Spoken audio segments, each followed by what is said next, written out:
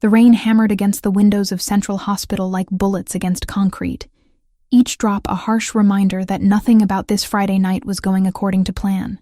I pressed my fingers against my temples, fighting back the headache that had become my constant companion over the past 18 hours.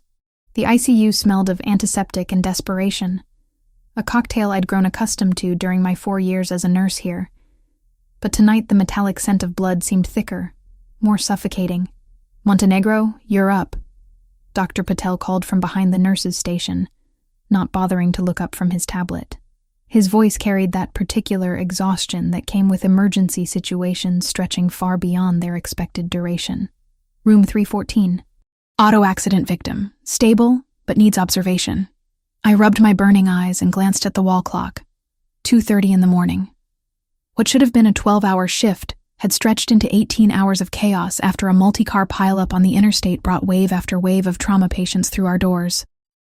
My scrub stuck to my skin with sweat and anxiety, my dark hair escaping its ponytail in rebellious strands that framed my face. "What's the situation?" I asked, taking the chart from Dr. Patel's outstretched hand.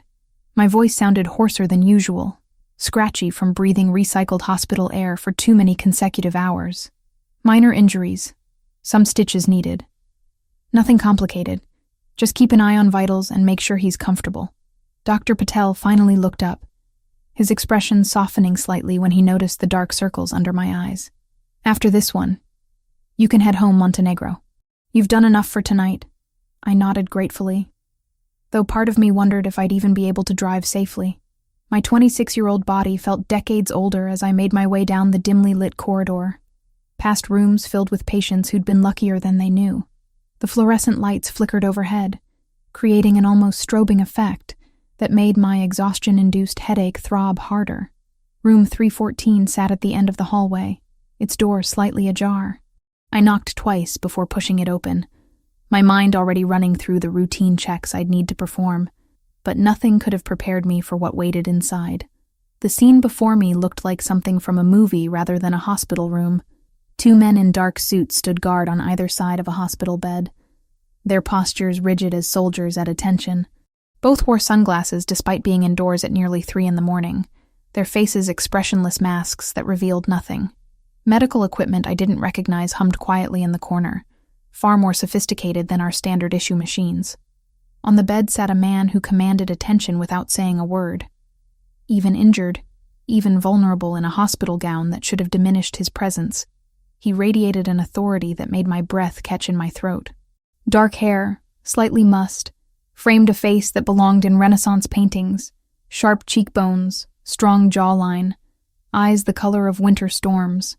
A white bandage wrapped around his shoulder, stark against olive skin that spoke of Mediterranean heritage, but it was his eyes that stopped me cold. Ice blue and penetrating, they fixed on me with an intensity that made my skin prickle with awareness. This wasn't the grateful look of a typical patient, or the pain-clouded gaze of someone fighting injury. This was the stare of a predator, calculating and completely alert despite whatever trauma had brought him here. "I requested a doctor," he said, his voice low and accented with something that sent shivers down my spine. "Italian, maybe, or some blend of languages that spoke of old money and older power." Each word was precisely pronounced, as if he'd learned English from professors rather than the streets. I straightened my shoulders, trying to project the confidence that 4 years of nursing had taught me to fake when necessary. "I'm Sophia, your nurse for tonight. I'm fully qualified to handle your care." One of the suited men stepped forward slightly, and I caught the unmistakable bulge of a shoulder holster beneath his jacket. My mouth went dry, but I held my ground. In 4 years of working emergency medicine, I'd seen gang members, drug dealers, and criminals of every stripe. I'd learned to project calm, even when my heart hammered against my ribs. The patient on the bed studied me for a long moment, his gaze moving from my face down to my hands and back again. "You're tired," he observed. Not a question but a statement. "How many hours have you been working?" "Long enough to know how to do my job," I replied, moving closer to check his chart. "Let me take a look at that shoulder." "Leave us," he said suddenly, addressing the men in suits. For a moment, I thought he was speaking to me, but the guards exchanged glances before one of them spoke. "Sir, we should— now." One word, spoken quietly, but it carried the weight of absolute authority. The two men filed out without another protest, leaving me alone with a patient who clearly wasn't used to being denied anything. I approached the bed cautiously, my nursing instincts warring with an inexplicable sense of danger. "What happened to your shoulder?" He watched me with those unsettling eyes as I reached for the bandage. "Does it matter?" "It helps me assess the risk of complications." I peeled back the dressing carefully, revealing a neat line of sutures that looked professionally done. Not the work of our emergency room staff. "This is excellent surgical work. Who treated you?" "Someone discreet." His gaze never left my face as I examined the wound. "You have steady hands." The compliment, delivered in that low, accented voice, sent heat creeping up my neck. I focused on the medical assessment, noting the healing was progressing well with minimal inflammation. "The sutures look good. No signs of infection." As I worked, I became acutely aware of his proximity, the heat radiating from his skin, the way he never looked away from me. Most patients either watched the ceiling or winced when I handled their injuries. This man studied me like I was a puzzle he intended to solve. "What's your name?" he asked suddenly. I glanced up from replacing his bandage. "I told you. Sophia." "Sophia what?" Something in his tone made me hesitate. "Montenegro."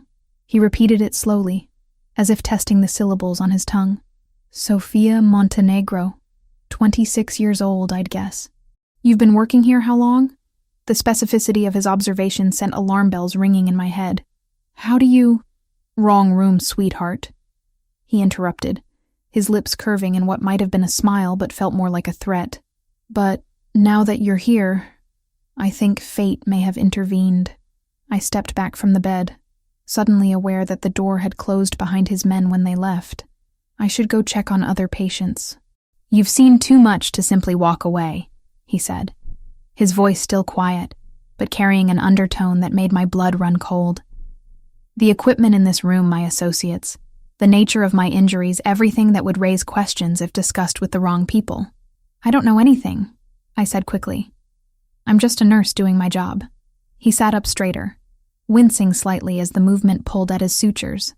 "You have steady hands and kind eyes, Sophia Montenegro. Exactly what I need." His gaze intensified. "Tell me, how much do you love your job here? Enough to work 18-hour shifts that leave you swaying on your feet?" The accuracy of his assessment unnerved me. "What do you want?" "For now, your discretion." He reached into a drawer beside the bed, pulling out what looked like a business card. "But I suspect we'll be seeing each other again very soon." Before I could respond, the door opened and his men returned, moving with the silent efficiency of people accustomed to following orders without question. The patient nodded once toward me. "She stays until I'm discharged. Find out everything about her." The words hit me like a physical blow. As one of the suited men moved toward me, I realized that walking into the wrong room had just changed my life in ways I couldn't begin to comprehend. The man on the bed watched my reaction with satisfaction, as if my fear was exactly what he'd been hoping to see. "Everything," he repeated, his winter storm eyes never leaving mine. Saturday morning arrived like a slap of cold reality. I'd barely managed 3 hours of sleep after my shift ended, and even then, my dreams had been haunted by ice-blue eyes and voices that commanded absolute obedience. The knock on my apartment door at 6 a.m. made my blood freeze. Through the peephole, I saw 2 men in expensive suits standing in my hallway like they owned the building.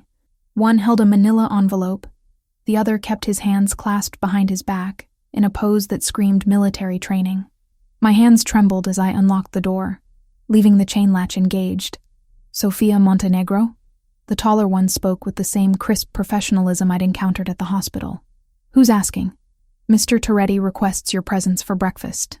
His car is waiting downstairs. Alessandro Toretti." So now I had a last name to go with the face that had been burned into my memory. I glanced at the clock on my microwave.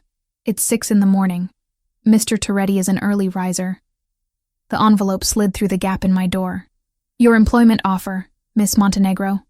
Mr. Toretti felt you might prefer to review the terms in private before making your decision." My fingers shook as I opened the envelope. The letterhead was embossed, expensive, the kind of stationery that whispered of old money and older power. But it was the numbers that made my vision blur. $50,000 per month, plus benefits, plus immediate signing bonus of $100,000. I read the figure 3 times before my brain could process it. In a year, I'd make more than I'd made in my entire 4-year nursing career combined. There must be some mistake, I whispered. No mistake. Mr. Toretti values exceptional medical care. The position would be as his personal nurse, with housing provided on his estate. Your current debts would be cleared immediately, and your sister's remaining tuition would be covered in full. My sister Lucia. How could he possibly know about my sister's college expenses? The crushing weight of her nursing school loans that kept me working double shifts, eating ramen for weeks at a time, choosing between gas money and groceries. I need time to think. Of course, Mr. Toretti is waiting downstairs to discuss the details. He's a patient man, but he prefers not to wait long. The threat was velvet-wrapped but unmistakable. I threw on jeans and a sweater, my mind racing as I descended the 5 flights of stairs. My building's lobby, usually empty at this hour, felt different with a figure in a tailored coat standing near the entrance. Alessandro Toretti looked like he'd stepped from the pages of a magazine. The hospital gown had been replaced by charcoal wool and Italian leather, his dark hair styled with casual perfection. The shoulder I'd bandaged showed no sign of injury as he turned toward me, those winter storm eyes cataloging my appearance with unsettling intensity. Sophia. My name sounded different in his accented voice, like he was claiming ownership of it. I trust you slept well? Not particularly. A ghost of a smile touched his lips. Neither did I. Shall we? The car waiting outside was a black Mercedes that cost more than I'd make in 2 years. As he held the door open, I caught the subtle scent of expensive cologne, mixed with something darker. More dangerous. The interior was cream leather and polished wood, a mobile office that spoke of a man who conducted business everywhere he went. As we pulled away from my rundown neighborhood, Alessandro poured coffee from a silver thermos into bone china cups. Have you had a chance to review the employment terms? I clutched my purse, the contract folded inside like a loaded weapon. The salary is generous. I pay for the best. His eyes never left my face as he handed me the coffee. Tell me, Sophia, what do you know about my family? The careful way he said family sent warnings racing along my spine. Nothing. Refreshing honesty. He settled back against the leather seats. The Toretti family has been in business for 3 generations.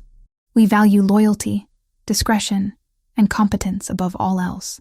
The car turned onto roads I'd never seen before, away from the city and into areas where houses became estates, where privacy was measured in acres rather than thin apartment walls. Trees lined the drive as we passed through wrought iron gates that whispered open at our approach. What kind of business? I asked, though part of me already knew I wouldn't like the answer. Import and export, real estate development, investment management. Each word was precisely chosen, revealing nothing while confirming everything. The kind of business that sometimes requires medical discretion. The mansion that came into view took my breath away. Not ostentatious like a nouveau riche display, but elegant in the way that only old money could achieve. Stone and glass merged seamlessly, surrounded by gardens that probably employed more staff than my entire hospital floor. This is your home? One of them. He opened his door as we stopped under a covered portico. Come, I'd like to show you what you'd be protecting. The interior was a masterpiece of understated luxury. Marble floors that gleamed like mirrors, artwork that belonged in museums, ceilings that soared toward skylights that bathed everything in natural light. A woman in her 50s appeared, dressed in a simple uniform, but carrying herself with quiet authority. This is Mrs. Chen, my head of household staff, Alessandro explained. Mrs. Chen, Miss Montenegro will be joining us for breakfast. The older woman's eyes assessed me with the efficiency of someone accustomed to evaluating people quickly. A pleasure, Miss Montenegro. Breakfast is served on the terrace whenever you're ready. As we walked through rooms that each cost more than most people's houses, Alessandro spoke casually about the property. The gym, the library, the medical wing that was better equipped than some small hospitals. But it was his study that revealed the most about the man I was dealing with. Bookshelves lined the walls, filled with volumes on business, philosophy, Military strategy. Behind an enormous desk sat a high-backed leather chair that looked like a throne, but it was the photographs that caught my attention, family portraits spanning decades. Men who shared Alessandro's sharp features and calculating eyes. 3 generations, he said, noticing my interest. My grandfather came from Sicily with nothing but ambition and a strong back. My father expanded our reach along the eastern seaboard, and now it falls to me to secure our future. On the terrace, a table had been set with fine china and crystal glasses that caught the morning light like prisms. The view stretched across manicured lawns toward distant mountains, peaceful and serene in a way that made the danger I sensed feel like imagination. Alessandro held out my chair like a gentleman, but his touch at my elbow sent electricity racing up my arm. The position I'm offering comes with certain requirements, Sophia. Absolute discretion being paramount. What exactly would my duties involve? He poured orange juice that probably cost more per glass than I made per hour. General medical care, wound treatment, monitoring health conditions that require privacy. Nothing beyond your current skill set. The way he said privacy made it clear that his medical needs wouldn't be found in any textbook. The salary you're offering is 10 times what I make now. What aren't you telling me? For the first time since I'd met him, Alessandro's expression shifted to something that might have been respect. You're intelligent. Good. Intelligence is a quality I value highly. He set down his glass with deliberate care. 3 families saw cars leaving that hospital room last night, Sophia. You've been marked as someone connected to me, whether you choose to be or not. The breakfast suddenly tasted like ash in my mouth. Marked how? My world operates on perception and reputation. The fact that I allowed you to leave that room alive means something to people who make their living reading between lines. His voice remained calm, conversational, as if he were discussing the weather rather than my potential death sentence. You're safer under my protection than trying to pretend last night never happened. I pushed back from the table, my chair scraping against stone. You're saying I don't have a choice. You always have choices, Sophia. But some choices come with consequences you might not survive. Alessandro stood as well, his height casting a shadow across my face. I'm offering you a solution that benefits us both. You get financial security beyond your wildest dreams, and I get a medical professional I can trust implicitly. And if I refuse, his smile was sharp as a blade, then I wish you the best of luck returning to your previous life, though I should mention that your sister Lucia is entering her final semester at St. Mary's College of Nursing. Excellent school, expensive tuition. The threat was so subtle it took me a moment to recognize it. Not against Lucia directly, but the implication that my refusal might affect her future hung in the air like smoke.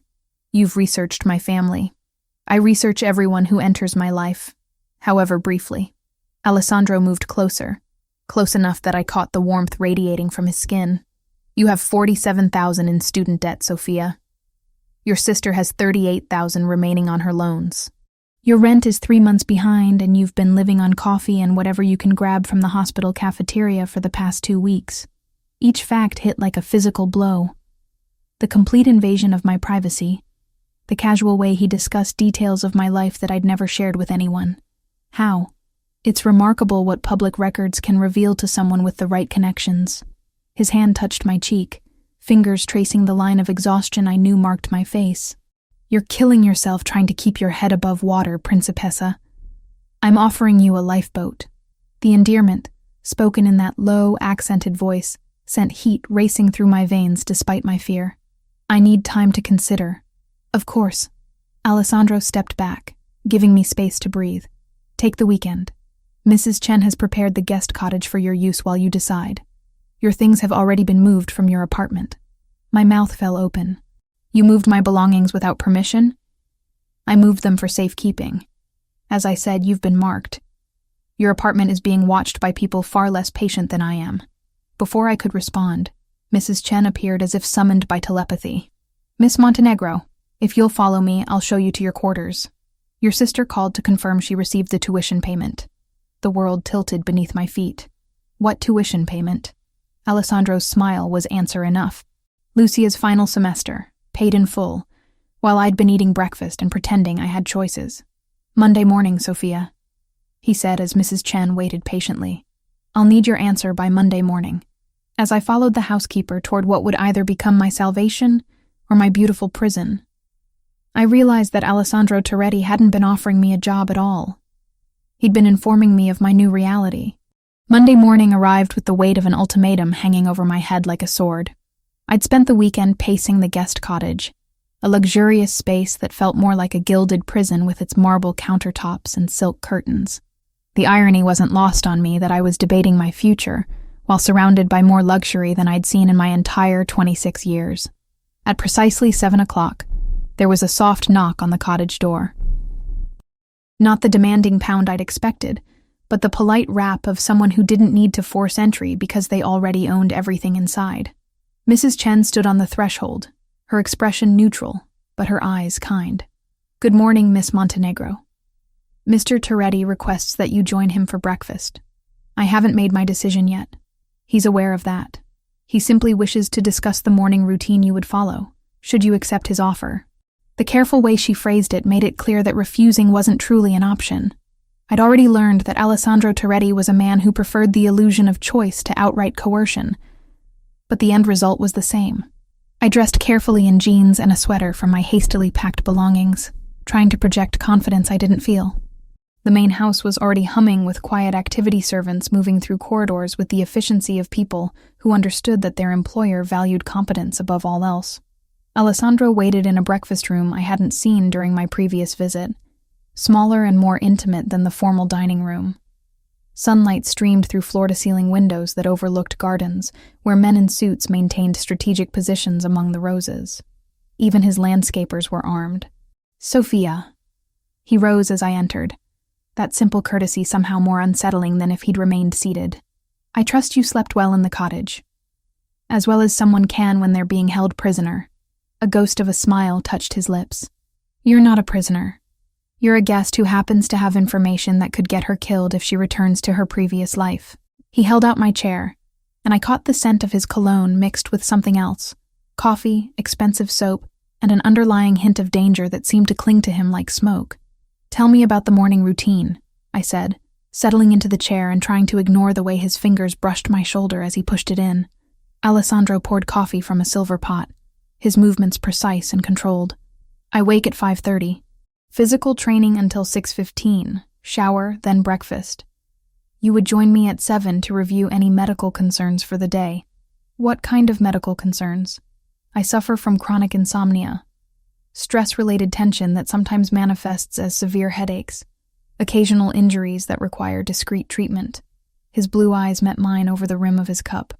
"The shoulder wound you treated was not unusual." The casual way he discussed getting shot made my stomach clench. "How often do you require treatment for injuries?" "Often enough that having a qualified medical professional on staff is a necessity rather than a luxury." Alessandro set down his cup with deliberate care. "Tell me, Sophia, what do you know about my family's business?" The question I'd been dreading since Saturday morning. "Import and export, real estate development, investment management. All true, as far as they go."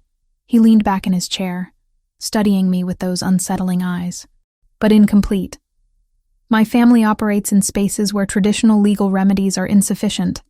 We provide solutions to problems that the authorities either can't or won't address. You're talking about organized crime. I'm talking about order in places where chaos would otherwise reign." Alessandro's voice remained calm, conversational, as if we were discussing the weather rather than illegal activities.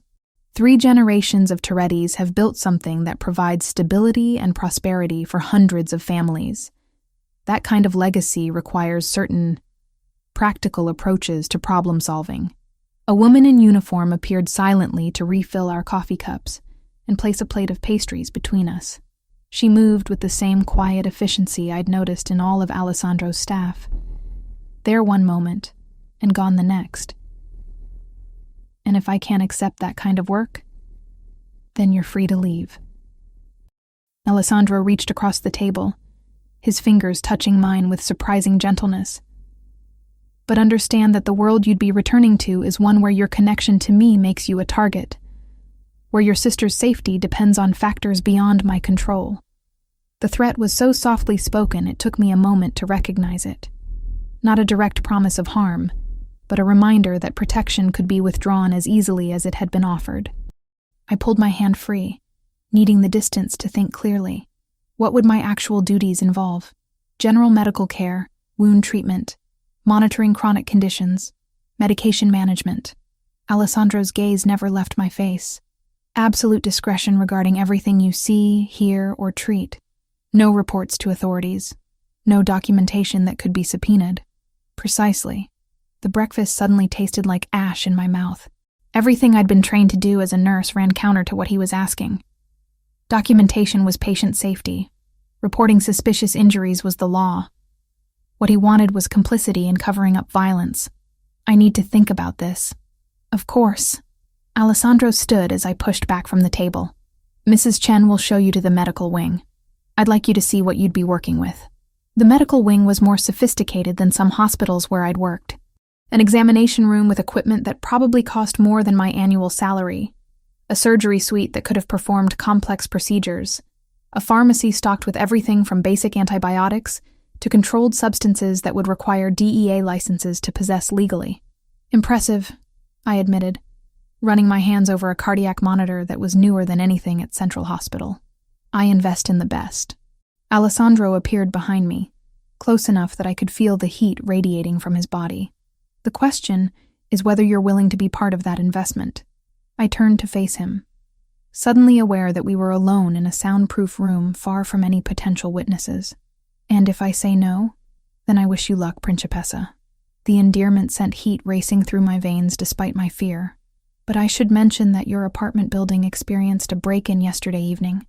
Nothing taken, but your unit was specifically targeted. My blood turned to ice. What? 3 men. Professional. They spent considerable time going through your personal belongings before my security team convinced them to leave. Alessandro's voice remained calm.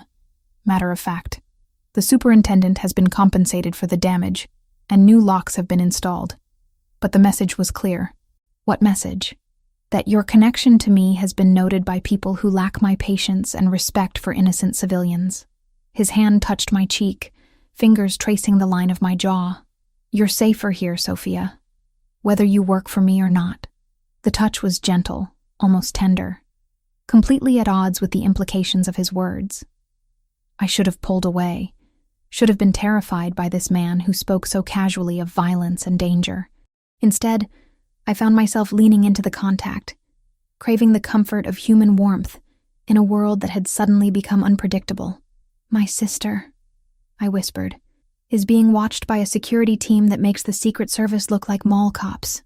Alessandro's thumb brushed across my lower lip, and I couldn't suppress the shiver that ran through me. Nothing will happen to Lucia as long as you're under my protection. The implication was clear. My sister's safety was contingent on my cooperation. But looking into his eyes, I realized something that should have terrified me more than any threat. I was beginning to trust him. 1 month, I heard myself saying. I'll try it for 1 month. Alessandro's smile was like sunrise after a long, dark night. That's all I ask, Principessa. 1 month to show you what life can be like when you don't have to worry about money, safety, or the future. As he leaned closer, his breath warm against my ear, I realized that Alessandro Toretti hadn't just offered me a job. He'd offered me a place in his world, with all the luxury and danger that entailed. And despite every instinct screaming that I was making a terrible mistake, I found myself wondering what it would feel like to belong somewhere for the first time in years. Even if that somewhere happened to be the empire of a man who could destroy me with a whisper, the cottage suddenly felt less like a prison and more like a sanctuary. And that realization was more terrifying than anything he'd said about enemies or break-ins, because it meant I was already beginning to fall under the spell of Alessandro Toretti, and I wasn't entirely sure I wanted to resist. Friday arrived with an edge of tension that had been building all week. I'd settled into the routine of Alessandro's world with disturbing ease, checking his blood pressure each morning, monitoring the healing of various minor wounds, administering medications for the chronic insomnia that kept him pacing his study until the early hours. But there was something different about this particular morning, an undercurrent of urgency that made the staff move with heightened efficiency. Alessandro was waiting in the breakfast room when I arrived at 7, but instead of his usual composed demeanor, he was speaking rapidly into his phone in Italian. The words were too fast for me to follow. but the tone was unmistakably tense. When he saw me, he ended the call with a sharp command and set the phone aside. "We have a situation," he said without preamble. "I may need medical attention today, and I wanted to prepare you." My stomach tightened. What kind of situation? The kind where my diplomatic approach has failed, and more direct methods become necessary. Alessandro's ice-blue eyes met mine across the table. 3 families have been pressuring me for weeks about territory disputes. Today, we resolve those disputes permanently. The casual way he discussed violence still unsettled me, even after a week of living in his world. "Are you expecting to be injured?" "I'm expecting that not everyone will survive the day." His hand touched mine across the table, fingers warm against my suddenly cold skin. "But I have an advantage they don't know about." "Which is?" "A highly skilled medical professional who can patch me up without asking inconvenient questions." Alessandro's smile was sharp as a blade. "Stay close to your phone today, Principessa. I may need you on short notice." The endearment sent heat racing through my veins despite my fear. Over the past week, I'd found myself looking forward to these morning conversations, to the way his eyes tracked my movements, to the careful way he touched my hand or shoulder when reviewing his medical files. It was dangerous territory, and I knew it. At precisely noon, my phone buzzed with a text message that made my blood run cold. "Medical emergency. Come to Warehouse District. Address attached. Bring everything." I'd prepared for this moment all week, keeping a medical kit stocked with trauma supplies, blood products, even surgical instruments that shouldn't have been available outside a hospital setting. The car that waited for me was one I'd seen before, but the man behind the wheel was someone new, a driver whose knuckles bore the telltale scars of someone who'd learned to fight with his hands. The Warehouse District was a maze of abandoned buildings and empty lots, the kind of place where screams wouldn't carry and blood could be washed away without questions. We pulled up to a nondescript building where men in suits stood guard, their positions strategic enough to control all approaches. Inside, the warehouse had been converted into something that looked like a cross between a conference room and an interrogation chamber. Tables, chairs, and in the center of the space, Alessandro stood with 2 other men, all of them wearing expensive suits that couldn't quite hide the tension radiating from their bodies. But it was the 4th man that made me freeze. He sat tied to a chair, blood streaming from his nose, his expensive suit torn and stained. Even injured, even humiliated, there was something about his posture that suggested he was accustomed to being the most dangerous person in any room. "Sophia," Alessandro's voice cut through my shock. "Meet Viktor Petrov. He's the reason your apartment was broken into last week." The Russian accent was thick when Petrov spoke, his words slurred by what was obviously a broken jaw. "So this is the little nurse who has captured Alessandro's attention. Pretty thing. I can see the appeal." Alessandro moved with fluid grace, his fist connecting with Petrov's temple hard enough to snap the man's head sideways. "You'll speak respectfully of my medical staff, or you won't speak at all." The casual violence should have horrified me. Instead, I found myself studying Petrov's injuries with clinical detachment, cataloging the damage and mentally reviewing treatment protocols. When had I become someone who could watch a man being tortured and think only of medical procedures? "The photographs," Alessandro continued, his voice conversational despite the circumstances. "The ones your men took of Sophia at the hospital, at her apartment, following her to work. I'd like to know who else has seen them." Petrov spat blood onto the concrete floor. "Many people. Insurance, you might say." Alessandro's expression didn't change, but I saw the subtle shift in his stance, the way his shoulders tensed. "How many people, Victor?" "Enough that killing me solves nothing. The girl is marked, Toretti. She belongs to my organization now, whether she knows it or not." The words hit me like a physical blow. Marked. Belonged to them. I'd known intellectually that my connection to Alessandro put me in danger, but hearing it spoken so casually made it real in a way that turned my knees to water. Alessandro moved closer to where I stood, his hand finding the small of my back in a gesture that was both protective and possessive. "Nobody owns Sofia Montenegro except Sofia Montenegro, but since you seem to have forgotten how respect works, let me remind you." What happened next was swift and brutal. Alessandro moved with the efficiency of someone who'd learned violence as a survival skill, his hands finding pressure points that dropped Petrov into unconsciousness without causing permanent damage. Professional, controlled, terrifying. He'll wake up in a few hours with nothing more than a headache, Alessandro said, straightening his suit jacket as if he'd been discussing the weather. But the message will be clear to anyone watching. I stared at the unconscious man, my medical training warring with the reality of what I'd just witnessed. Is he going to be all right? He's alive, which is more consideration than he showed when he ordered surveillance on you. Alessandro's hand touched my face, fingers tracing the line of my jaw. You're under my protection now, Sophia. That means something in this world. The warehouse around us was being efficiently cleaned, evidence of what had transpired disappearing as if it had never happened. Men moved with the same quiet competence I'd observed at the estate, every action coordinated and purposeful. The other families, I asked, have been convinced that territorial expansion in certain directions would be unwise. Alessandro's smile was satisfied. Predatory. Sometimes diplomacy requires a demonstration of strength. As we walked back to the car, I realized that the morning's events had changed something fundamental between us. I'd seen Alessandro in his element, watched him exercise the kind of power that built empires and destroyed lives. And instead of running, instead of demanding to be taken back to my cottage to pack my belongings, I found myself walking closer to him, craving the security of his presence. Are you all right? He asked, as we settled into the back seat of the car. I should be horrified, I said honestly. I should be demanding that you take me home, that you let me go back to my old life. But you're not. No. I met his gaze directly. I'm not. And that scares me more than anything that happened in there. Alessandro's hand found mine, his fingers intertwining with mine, in a gesture that felt more intimate than any kiss. Fear can be useful, Principessa. It keeps you alive.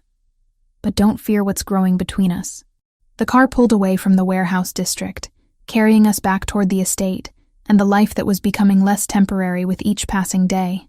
In the distance, I could see smoke rising from what might have been another warehouse. And I didn't ask what was burning. Some questions were better left unasked, especially when the answers might reveal how much I'd already changed, how completely I was falling under the spell of a man who could destroy lives with a whisper and then hold my hand with surprising gentleness. The day's violence had been a test, I realized, not of my medical skills, but of my ability to accept the reality of Alessandro's world. And despite every instinct that should have been screaming warnings, I'd passed that test with flying colors, which meant I was in far more danger than I'd ever imagined, because the greatest threat wasn't from his enemies. It was from the way I was beginning to feel about the man who claimed to be protecting me. Monday morning arrived with a weight I hadn't expected. I'd been living at Alessandro's estate for over 2 weeks now, and what had started as a temporary arrangement was beginning to feel disturbingly permanent. The luxury no longer impressed me. Instead, it had become the backdrop for a life I barely recognized as my own. But it was what I discovered that Monday that shattered any illusions I still harbored about the man I was falling for. Alessandro was in meetings all morning, closeted in his study with men whose expensive suits couldn't quite hide the hardness in their eyes. I'd been given strict instructions to stay in the medical wing, reviewing inventory and updating protocols. But restlessness drove me to explore areas of the mansion I hadn't yet seen.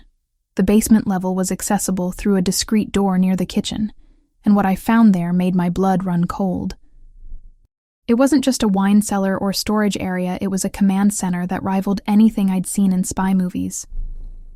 Banks of monitors showed surveillance feeds from locations throughout the city, communication equipment that looked military-grade, and filing cabinets that stretched along one entire wall. But it was the contents of one particular cabinet that destroyed my world. The files were meticulously organized, each bearing a name written in Alessandro's precise handwriting. And there, near the front, was a folder marked Montenegro, Eduardo, deceased, my father's name. My hand shook as I opened it, revealing photographs I'd never seen before.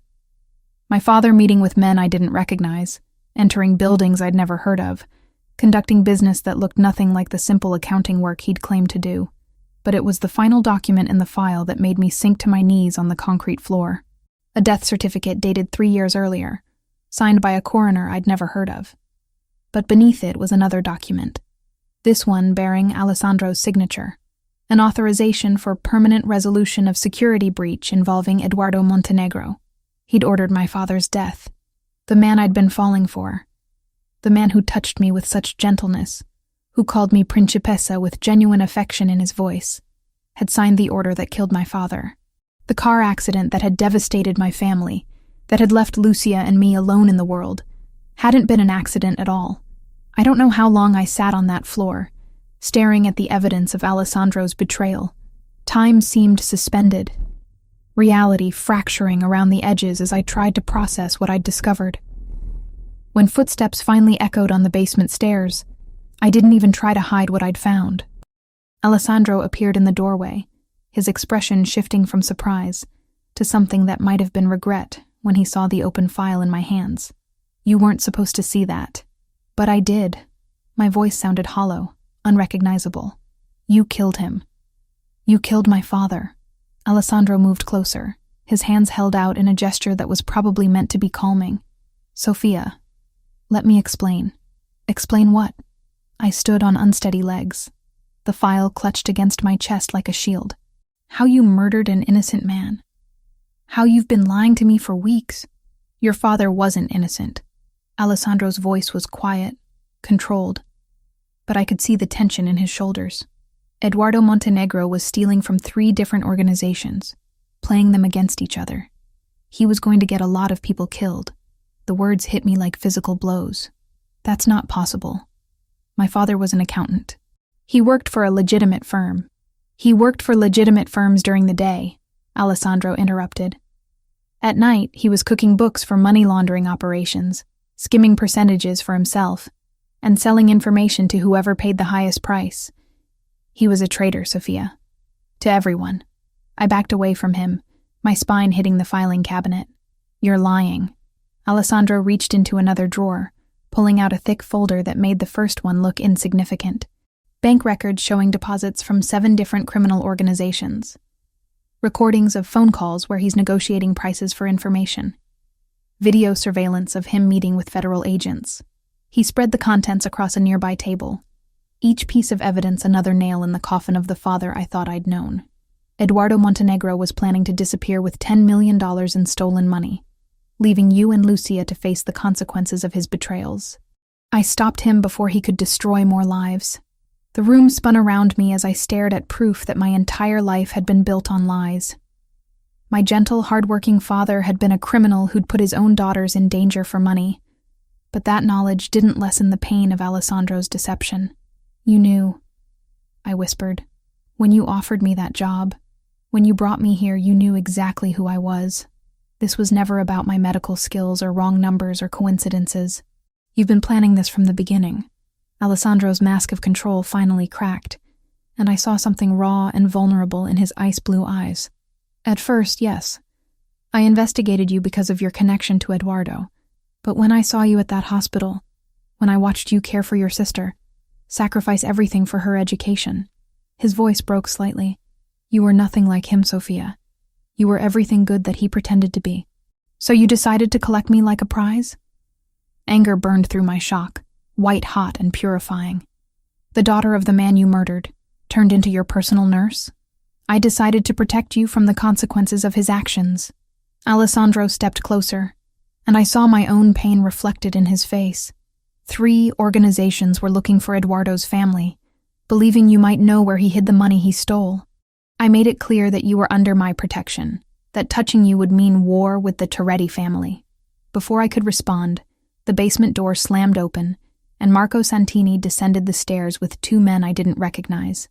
There was something different about Alessandro's consigliere, something desperate in his usually composed demeanor. "Sophia," Marco said, his voice tight with an emotion I couldn't identify. "You need to come with me." Alessandro moved between us instantly, his hand reaching inside his jacket for what I knew was a gun. "Explain yourself, Marco. They have my family." Marco's voice cracked.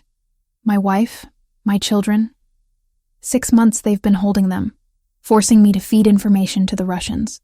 They want her as collateral for your cooperation." The pieces clicked into place with terrifying clarity.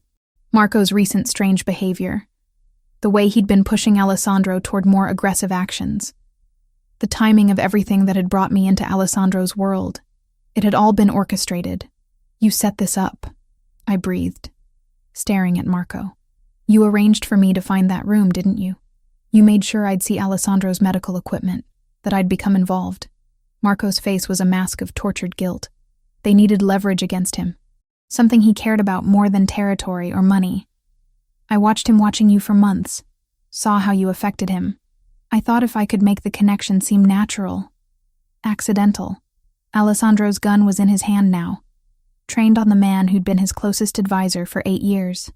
Where are they holding your family, Marco? Warehouse district. Same building where we met with Petrov. Marco's hands shook as he held them up in surrender. They'll kill them if I don't bring her, Alessandro. My children are 7 and 9 years old. I looked between the two men, understanding that I was standing at the center of a web of manipulation that stretched back months. Marco had betrayed his closest friend to save his family. Alessandro had built his protection of me on the foundation of my father's murder. Everyone had used me, moved me like a piece on a chessboard, and I'd been too blind to see it. I won't be anyone's leverage, I said, my voice stronger than I felt. Not yours, not theirs, not his. I looked directly at Alessandro. I'm leaving. Tonight. I want nothing more to do with any of this. Sophia, please. Alessandro's voice held a desperation I'd never heard before. Let me explain everything. Let me tell you why. Why what? I interrupted. Why you killed my father. Why you manipulated me into caring about you. Why you made me feel safe when I was actually in more danger than I'd ever imagined. Before he could answer, I walked toward the stairs, leaving both men frozen in the basement, surrounded by the evidence of their respective betrayals.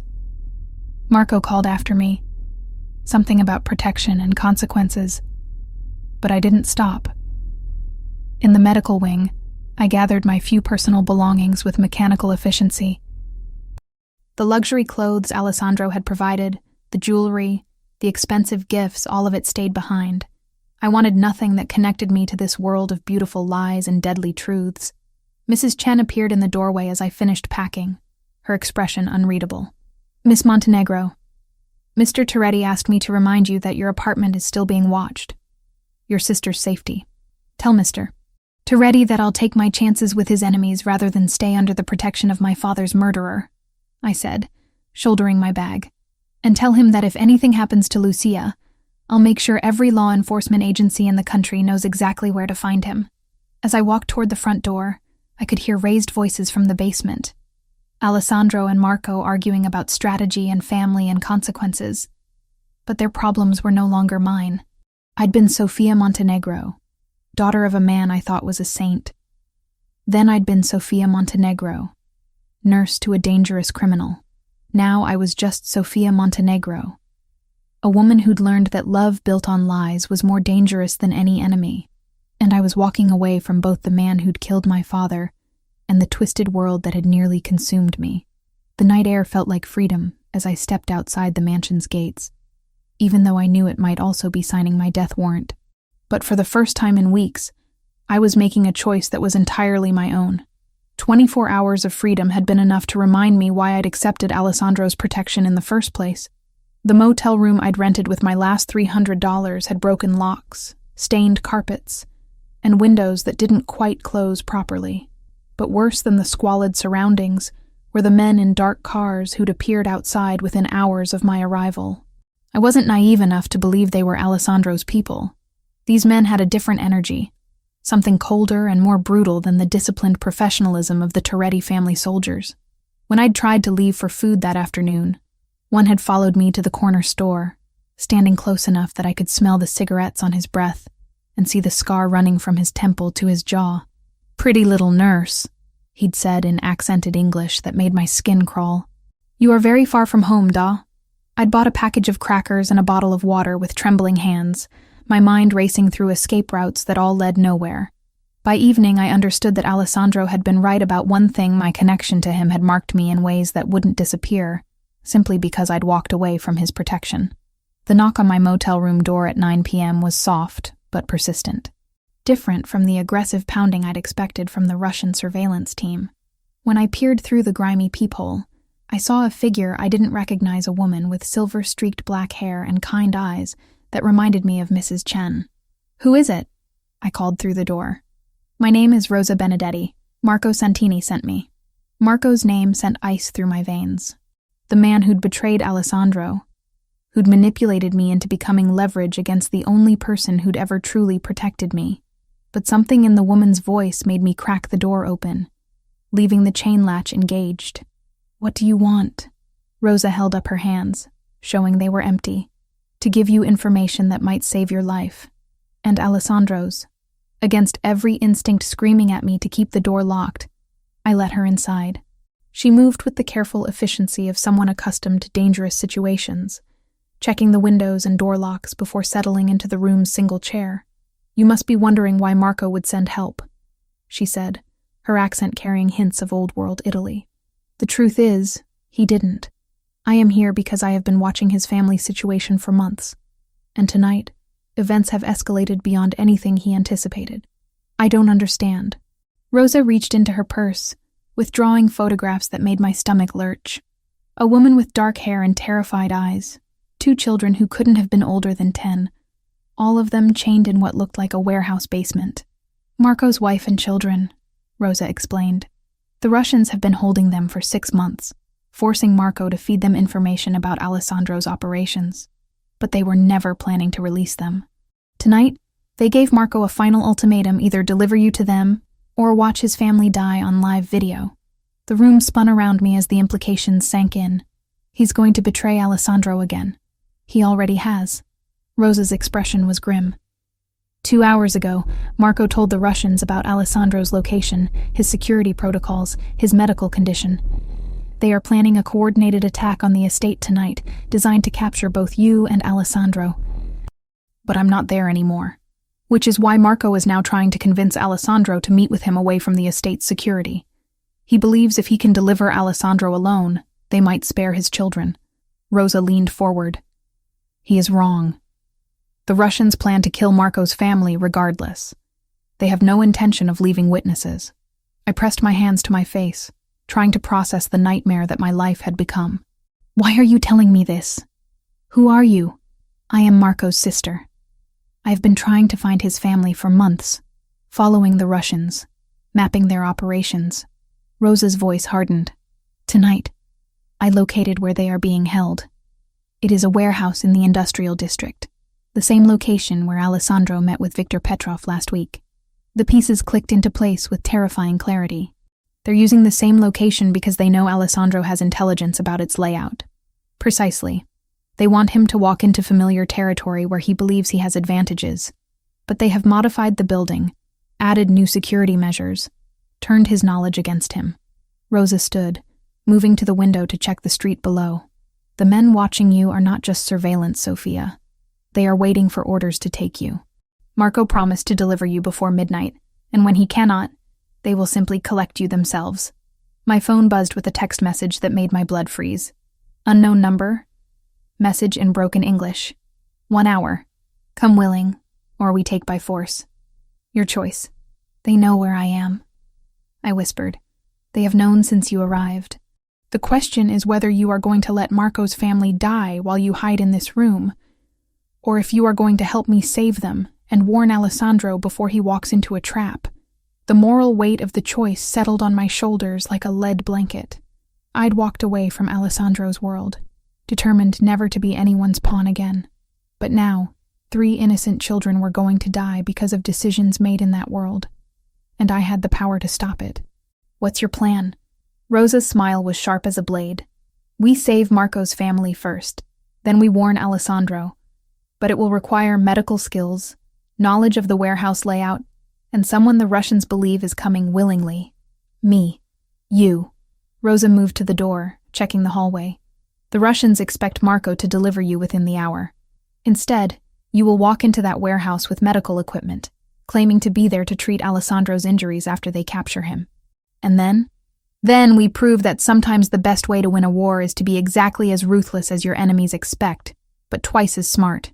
As I gathered my medical supplies and prepared to walk back into the world I'd tried to escape, I realized that Rosa was offering me something I'd never had before.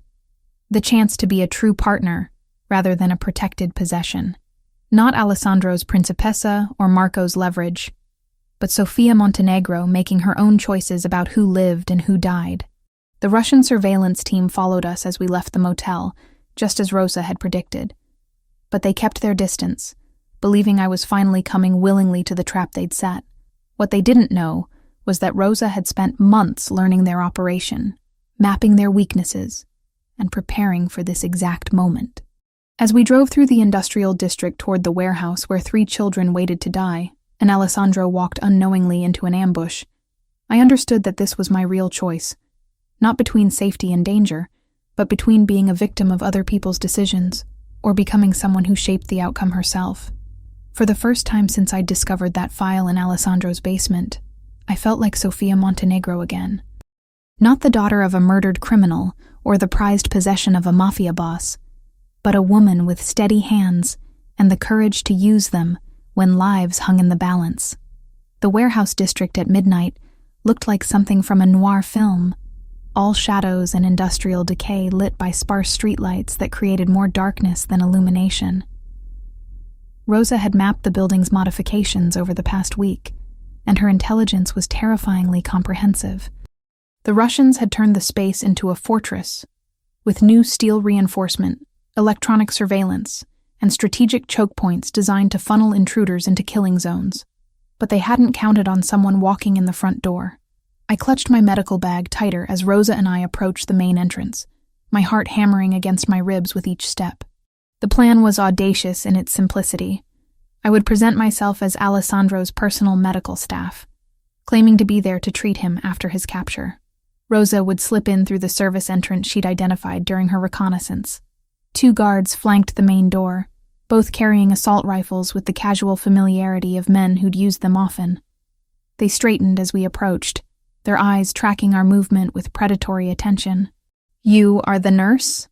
The larger one spoke with a thick Russian accent, his English carefully pronounced but heavily inflected. "Marco Santini. He said you would come." "I'm here to provide medical treatment," I replied, forcing my voice to remain steady. "I understand there may be injuries that require immediate attention." The second guard spoke rapidly into a radio, receiving confirmation before stepping aside. "Boss wants to see you first. Leave bag here." "The medical supplies stay with me," I said, channeling every ounce of authority I'd learned from years of dealing with difficult patients and demanding doctors. "If you want professional medical care, you don't separate a nurse from her equipment." The guards exchanged glances before the first one shrugged. "Dmitri will escort you. Try nothing stupid, little nurse. Many people die tonight if you cause problems."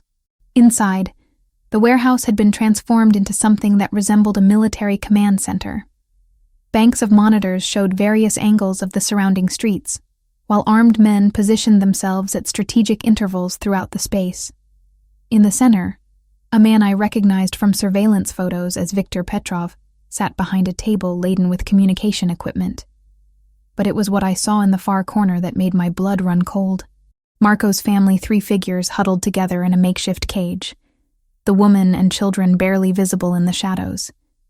They were alive, but their posture spoke of weeks of captivity and terror. "The famous Sofia Montenegro," Petrov said without looking up from his monitors. "Marco has told us so much about you. How you turned Alessandro Toretti from a calculating businessman into a lovesick fool. I'm here to provide medical treatment," I repeated. "Nothing more." "Oh, but you are so much more than that, little nurse." Petrov finally raised his eyes to meet mine, and I saw the cold intelligence that had built his criminal empire. "You are the key to breaking a man who has never shown weakness, never compromised, never allowed emotion to cloud his judgment." Before I could respond, alarms began blaring throughout the building. Red lights flashed as voices shouted in Russian, and suddenly the warehouse erupted into controlled chaos. On the monitors, I could see vehicles approaching from multiple directions, black SUVs and tactical trucks moving with military precision. "Alessandro," Petrov breathed, his expression shifting from satisfaction to something approaching respect. 30 minutes early and coming from directions we did not anticipate. The man learns quickly. But as I watched the feeds, I realized Alessandro wasn't just arriving early, he was arriving in force. The vehicles weren't approaching cautiously. They were racing toward the building with the kind of speed that spoke of assault rather than negotiation, and there were far more of them than Petrov had expected. "Sir," one of the Russian soldiers called out. "Perimeter teams report at least 40 vehicles. This is not a negotiation force." Petrov's face darkened as the implications became clear. He knows about Marco's betrayal. This is not rescue. This is war. The first explosions came from the warehouse's east wall, precisely placed charges that blew strategic holes in the building's structure. Through the smoke and debris, figures in tactical gear poured through the breaches with professional efficiency. But these weren't Alessandro's usual suited soldiers. These were men who moved like military special forces, armed with equipment that spoke of serious preparation. "How many men does he have?"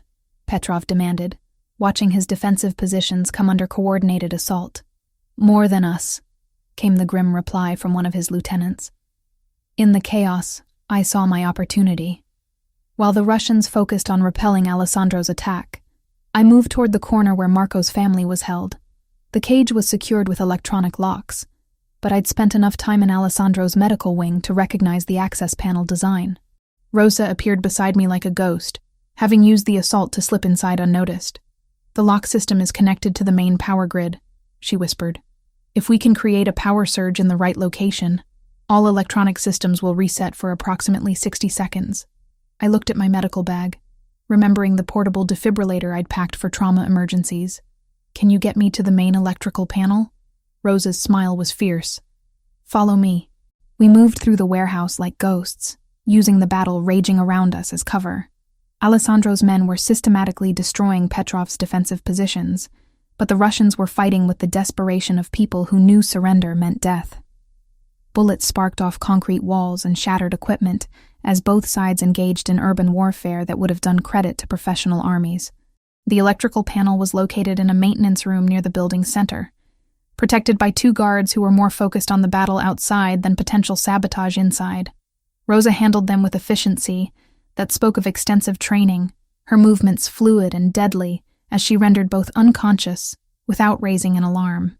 30 seconds after the surge, Rosa said, as I prepared the defibrillator. "That's how long we have to get the family out and reach the extraction point." I charged the device to maximum output and connected the leads directly to the main power bus. "Where's the extraction point?" "Loading dock 3. Alessandro's men will be there." Rosa checked her watch. "Ready?" I triggered the defibrillator's discharge directly into the electrical system, sending thousands of volts racing through circuits designed for standard voltage. The effect was immediate and dramatic. Every light in the building went out, plunging the warehouse into darkness broken only by emergency lighting and the muzzle flashes of ongoing gunfire. We ran through the confusion toward Marco's family, the electronic locks clicking open as their power supply failed. The woman Maria, I remembered from Rosa's photos, looked up at us with eyes that had given up hope weeks ago. "We're getting you out," I said, helping her to her feet while Rosa gathered the children. "Your brother sent us." But as we moved toward the loading dock, I realized the battle had shifted. Alessandro's assault had been too successful, too coordinated. Petrov's men were collapsing faster than expected, and in their desperation, they were becoming unpredictable. "The nurse." Petrov's voice cut through the chaos as emergency lighting illuminated our movement. "Kill Toretti's little pet!" Gunfire erupted around us, forcing us to take cover behind industrial equipment. In the strobing light of weapons fire, I saw Alessandro himself leading a group of his men toward our position. Even in tactical gear, even in the middle of a firefight, he moved with that same controlled grace I'd watched him use to intimidate enemies, and gentle enough to comfort me after nightmares. Our eyes met across the warehouse floor, and for a moment, the battle seemed to pause.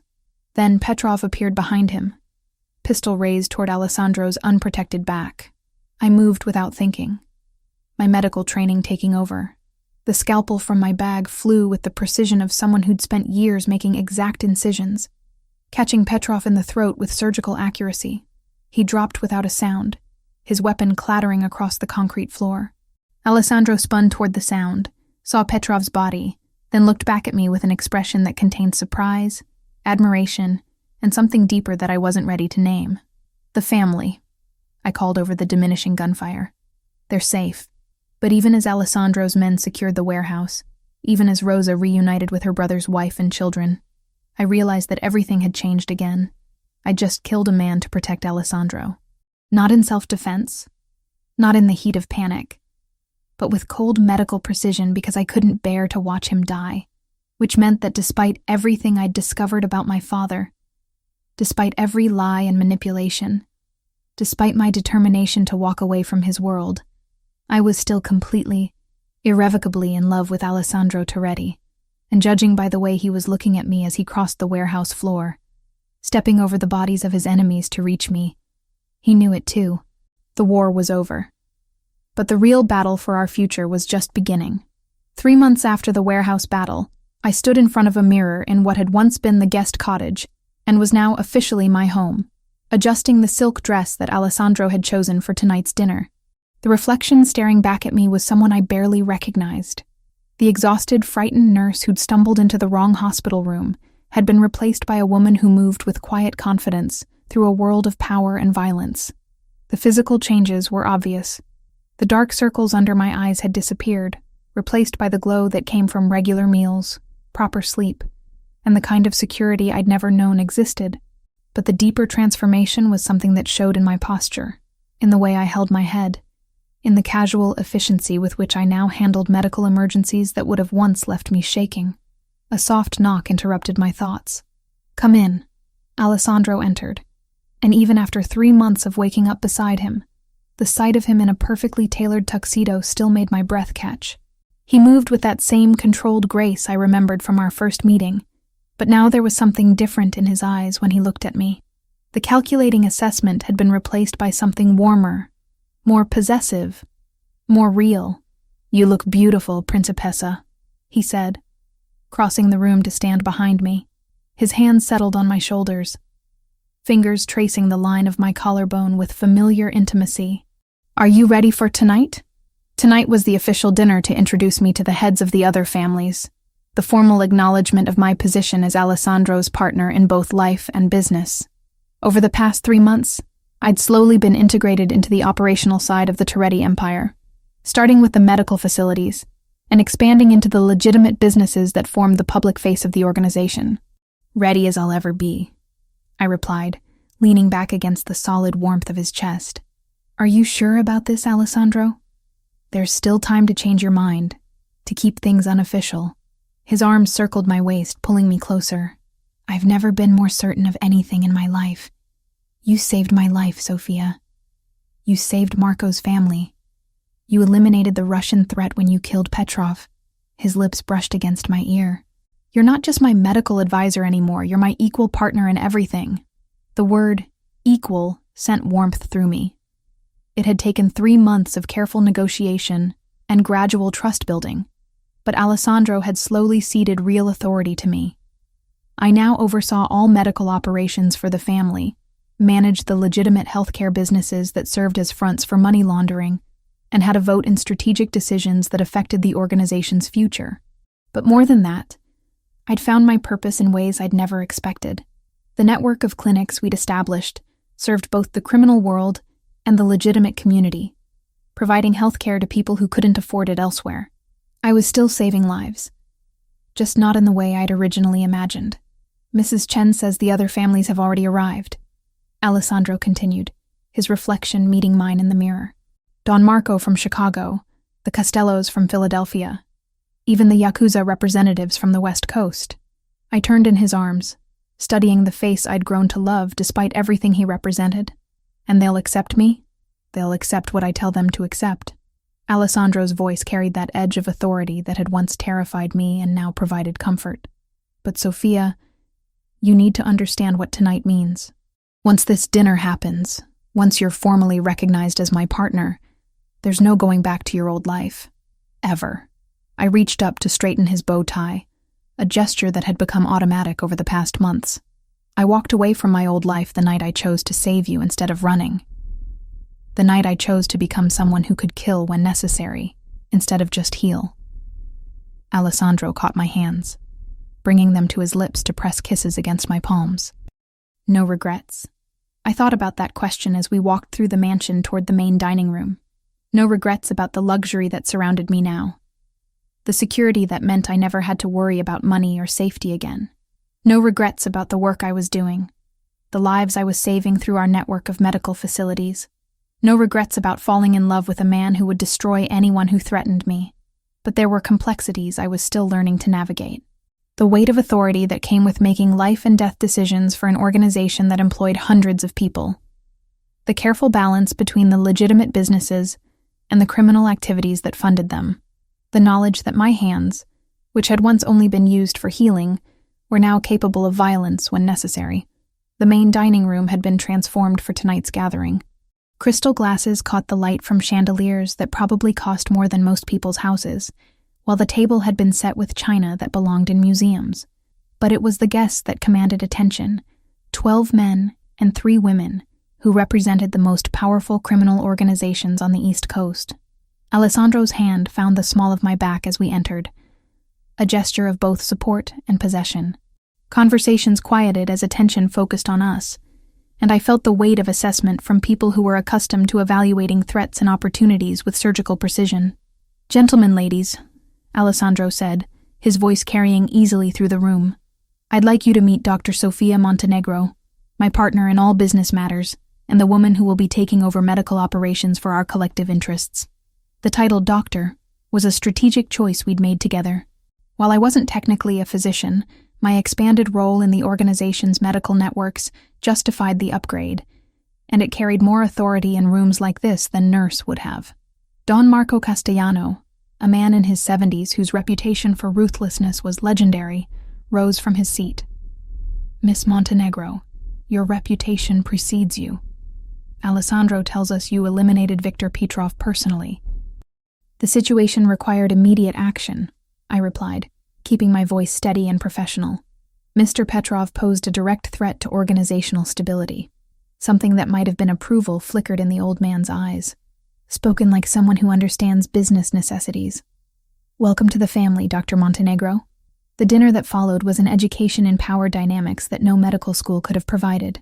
Conversations flowed between legitimate business concerns and thinly veiled discussions of territorial disputes, while I found myself contributing insights about healthcare regulations that could affect money laundering operations and medical infrastructure that could serve multiple organizational needs.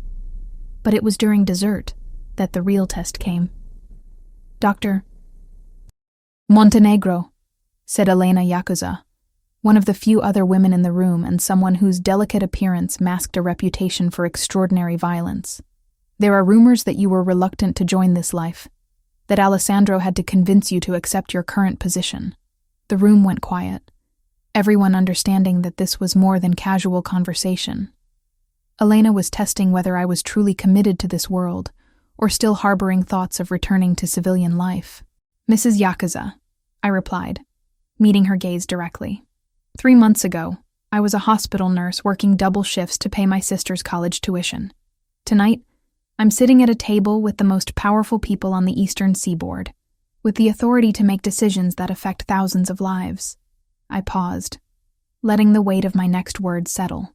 Reluctance and commitment aren't mutually exclusive. The question isn't whether I chose this life willingly, but whether I've proven myself worthy of the trust you're all placing in me. Elena's smile was sharp as a blade. "And have you? Ask the 47 doctors and nurses now employed in our medical network.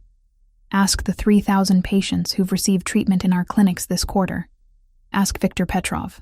I kept my voice calm, professional. "Oh, wait. You can't ask him. He's dead." The laughter that followed was genuine, breaking the tension and signaling acceptance in ways that no formal vote could have achieved. But it was Alessandro's expression that mattered most to me. The pride and satisfaction in his eyes, as he watched me hold my own in a room full of people who could order deaths with a whisper.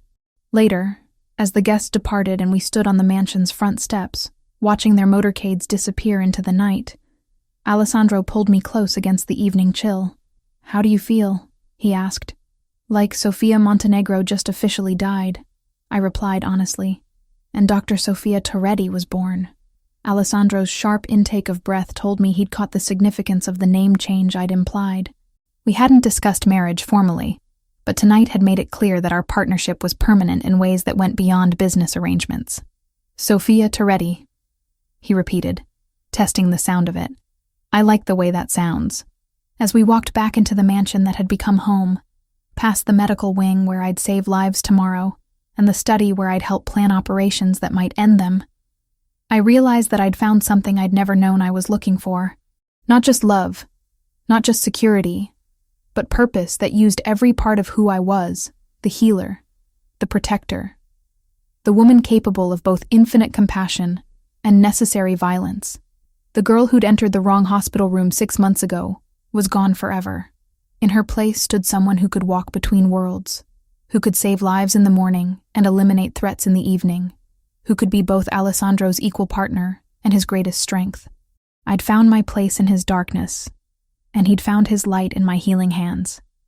Together, we'd built something that was greater than either of us alone, an empire that balanced violence with mercy, power with responsibility, love with the kind of loyalty that could withstand anything the world threw at us.